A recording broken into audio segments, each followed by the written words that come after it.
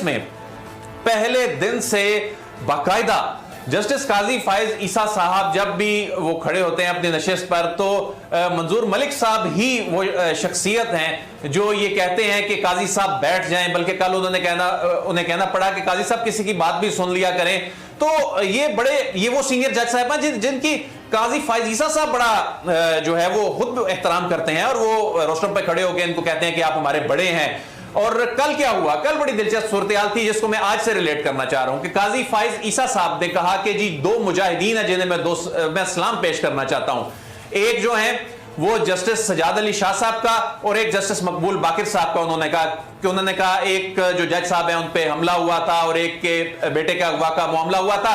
तो आज जो है, आज की जो सूरत हाल है इत्तफाक से ऐसी बन गई कि वो जिनका वो कल जिक्र कर रहे थे, तो आज ये सूरत हाल हुई। बहरहाल इसमें जस्टिस उमर अता बंदियाल साहब ने जब आकर उसी तरह स्माइलिंग फेस से 10 मिनट बाद जब वो कमरा अदालत में आए तो उन्होंने कहा कि रोजे में जब पानी पीना मुयसर ना फिर हो तो ऐसी सूरत में फिर ताजा हवा ले लेनी चाहिए। और ताजा हवा लेने के बाद फिर एक दफा जब काजी साहब खड़े हुए तो मंजूर मलिक साहब ने उन्हें फिर उस वक्त बिठाने की कोशिश की। अच्छा, मैं एक यहाँ पर बात में, ये मेरी अपनी ओपिनियन है, जो जर्नलिस्ट है वहाँ पर और भी कई मैंने लॉयर से बात सुनी, वो कह रहे थे कि ओहो हो ये क्या हमें नज़र आया, ये जजेस की तकरार हो गई, जजेस को ऐसा नहीं करना चाहिए था, ये आज तक ऐसा नहीं हुआ अदालत में। मुझे लगता है कि ये जो जजेस अपने जब ख्यालात का इजहार करते हैं बहुत ओपनली, तो this is the beauty of the system. मैं अमेरिका में मैं कोर्ट्स का कंडक्ट मैंने देखा है, वहाँ पर जो जजेस हैं वो अपनी उनकी जो गुफ्तगू है, अपने जो ख्यालात हैं किसी केस पर, जिस तरीके से वो उसमें जानना चाह रहे होते हैं, बड़ा ओपनली उसका इजहार करते हैं। और इसको न तकरार समझा जाता है, ना ये कोई खुदा न खासा लड़ाई वाली बात है, और ना ही इससे इदारे का कोई तकद्दुस या तकरीम उससे उसको कोई हरफ आएगा। बल्कि मैं समझता हूँ कि अगर 10 जजेस बैठे हुए हैं और हर जज अपना नुक्ता नज़र फोर्सफुली बयान करता है बेंच में, तो this is the beauty of our system कि हमें वो एक जो कहते हैं कि ये वाइब्रेंट कोर्ट है, कहते हैं कि ये बड़ी इंडिपेंडेंट कोर्ट है। जजेस जो हैं, जैसे एतजाज साहब कहते थे कि आज़ाद मंश लोग जो हैं, अगर वो जुडिशरी में होंगे तो मामला किसी तरफ जाएगा और इंडिपेंडेंस जुडिशरी की एस्टैब्लिश होगी। तो अगर मसलन मकबूल बाकर साहब कहते हैं कि जी आप इसे ख़त्म करें, that is fine. Munib Akhtar साहब अगर कहते हैं कि नहीं जनाब आप पढ़ें, दैट इज़ फाइन। अगर सजाद अली शाह साहब कहते हैं कि यार ये आप जो बात कर रहे हैं इससे टाइम ज़ाया हो रहा है, मैं उठ जाऊंगा, that is fine. Everybody is expressing is emotions.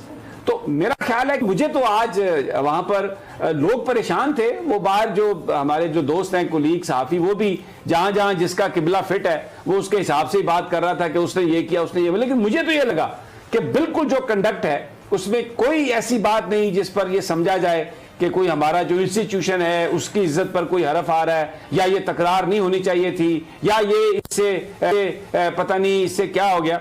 I mean सदीक जान और अदील वड़ाई, you may differ with me but it's up to you.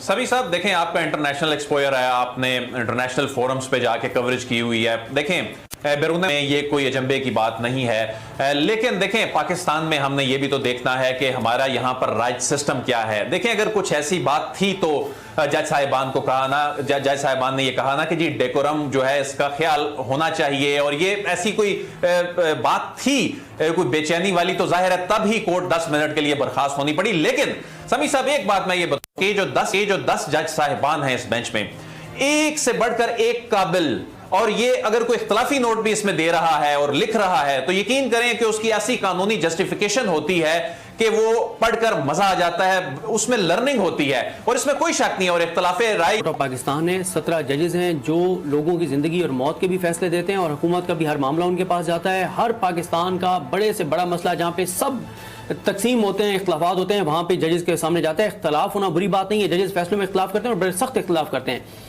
हमने आज तक ये देखा है कि अगर किसी जज का किसी दूसरे जज से कोई किसी बात पे इख्तलाफ भी हो तो वो माइक साइड पे करता है, तो वो उनको कहता है कि सर ये मामला है। दूसरा हमने एक और चीज देखी है, नहीं ये कोई जाती इख्तलाफ नहीं था ना, देखिए तो केस पे देखिए ये प्रोसीड कैसे करना ये नहीं, मेरा ख्याल है समी साहब ये जो आज जो हुआ, जो हमने देखा, ये मुझे तो किसी भी तौर पे सुप्रीम कोर्ट के एज ए इंस्टीट्यूट उसके लिए बेहतर नहीं लगा, पॉजिटिव नहीं लगा। देखें जजेस जिस तरह से तल्ख लहजे में एक दूसरे से बात की, दिलीप बड़ाई साहब ने एक बड़ा इंपॉर्टेंट नुक्ता बयान किया जो मैंने मिस किया, मैंने इनसे सीखा ये बात दुरुस्त है कि पहले जजेस इख्तिलाफ करते थे, कैसे करते थे, एक जज एक रिमार्क्स देता था और दूसरे जज साहब जवाब उनको दे रहे होते थे। वो जैसे कहते हैं ना कि कहना बेटी को और सुनाना बहू को, सुना वो रहे होते थे वकील को रोस्टम पर खड़े हुए, लेकिन जवाब वो क्या उसको रहे होते थे, जवाब उनको दे रहे होते थे। ये पहली बार ऐसे हुआ कि एक दूसरे के साथ आमने सामने थे। ये किसी तौर पे भी बहरहाल नहीं है बेहतर। लोग पहले ही जुडिशरी के ऊपर लोगों के बहुत से तहफ़्फ़ुज़ात हैं। और एक और बात, मेरा नहीं ख्याल कि इस वक्त जो पाकिस्तान की जुडिशरी है उस पर कोई इस तरह के तहफ़्फ़ुज़ात, ये तो बहुत इंडिपेंडेंट मैं अदालती एक निज़ाम की बात कर रहा हूँ लोगों को, लेकिन बहरहाल मेरी राय है कि ये नहीं होना चाहिए था। और मैं दो और चीज़ें कहना चाहूँगा। देखिए मसला ये है कि मुनीब अख्तर साहब की बात हो रही थी, मेन जो है ना वो काजी फायज़ साहब जो है वो बिल्कुल नहीं चाहते कि मुनीब अख्तर साहब बोलें या कुछ सवाल करें या उनके किसी सवाल का जवाब दिया जाए।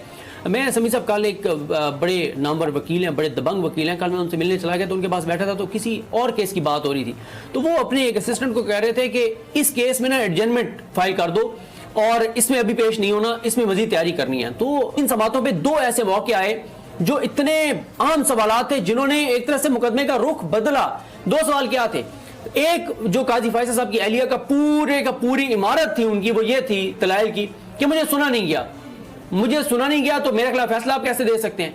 तो दूसरा ये है कि वो तासुर ये दे रही थी कि ये तो सुप्रीम कोर्ट ने मुझे कहा कि जी आप बताएं आप क्या कहते हैं, मैं तो वॉलंटियरली नहीं आई।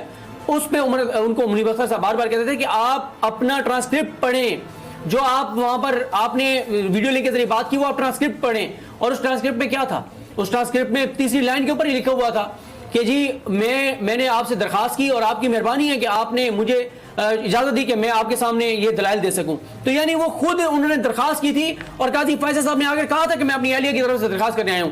दूसरा जो उनका बड़ा वैलिड सवाल था वो ये था कि आप ये बताएं आपके उन प्रॉपर्टीज में शेयर कितने हैं, आपके बच्चों के कितने हैं, आपने कितना कंट्रीब्यूट किया है। इस पे काजी फायज़ साहब फौरन रोस्टम पर अपनी एहलिया को आगे कहते हैं इस सवाल का जवाब नहीं देना।